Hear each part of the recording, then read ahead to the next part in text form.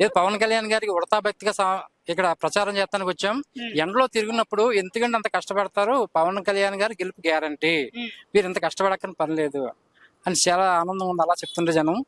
ఎండలో మీరు తిరగకండి, ఎందుకు శ్రమ, ఆల్రెడీ నెగ్గేసినట్టే అన్న చాలా సంతోషంగా ఉందండి. జై జనసేన, జై పవన్ కళ్యాణ్. గాజు గాజుకే ప్రతి ఒక్కరు ఓటేస్తారని ఆశిస్తాను. నా పేరు కోటేశ్వరి అండి, పెనుగొండ ఆచంట నియోజకవర్గం. పెనుగొండ నుంచి వచ్చారండి. పెనుగొండ వీర మహిళ. మాకు పవన్ కళ్యాణ్ గారు అంటే చాలా అభిమానం అండి. ఆయన పార్టీ పెట్టిన కాంచి మేము చాలా కృషి చేస్తున్నాం పార్టీకి. మా పెనుగొండలో కూడా కూటమి అభ్యర్థిని పితాని సత్యనారాయణ గారిని నిలబెట్టారు తెలుగుదేశం తరపున.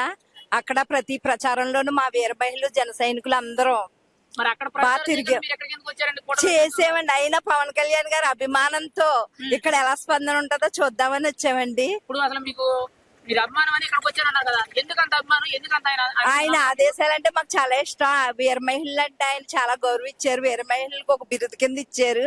అందుకు మాకు చాలా ఆనందం. ఆయన మామూలుగా అసెంబ్లీలో ఒక నాయకుడిగా ఉండాలని మేము ఇంకా కృషి చేయాలని ఊరొచ్చామండి. మొత్తం మా జన సైనికులే ప్రచారం చేస్తున్నారు కదా. ఇప్పుడు మీ సొంతంగా ఇక్కడికి వచ్చి ప్రచారం చేస్తున్నారా, లేకపోతే ఎవరైనా తీసుకొచ్చారా? ఎవరో తీసుకురాలేదండి, మా ఊరు జన సైనికులే మమ్మల్ని వీర మహిళని మేమందరం కలిసికట్టుగా వచ్చి ఇక్కడ మా పవన్ కళ్యాణ్ గారి గురించి ఎలా ఉంటుందో చూడాలి. ఆయన ఇక్కడ ఎమ్మెల్యేగానే కాదు, సీఎం గా కూడా అవి అవకాశం కూడా వస్తదని మేము ఎంతో ఆనందంగా వచ్చామండి. ఇప్పుడు ఎలా ఉందండి ప్రజల స్పందన? ఇక్కడ ఏం మాట్లాడుతున్నారు, ఎలా చెప్తున్నారు సమస్యల గురించి, పవన్ కళ్యాణ్ గురించి ఏం మాట్లాడారండి?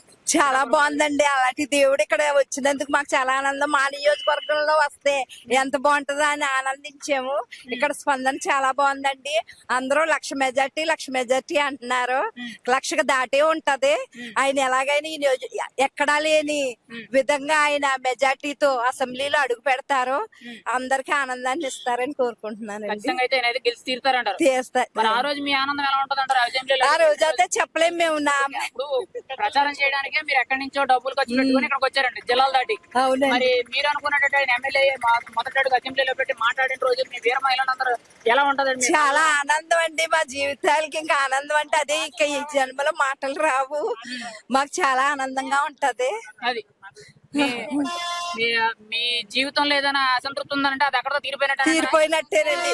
ఈ జీవితంలో అయినా అలాంటి దేవుడు మనకి రాష్ట్రాన్ని అభివృద్ధి చేయడానికి వచ్చారంటే, ఈ కూటమి ద్వారా అందరూ కూటమి అని ఎన్నో మాటలు అవమానపరిచారు.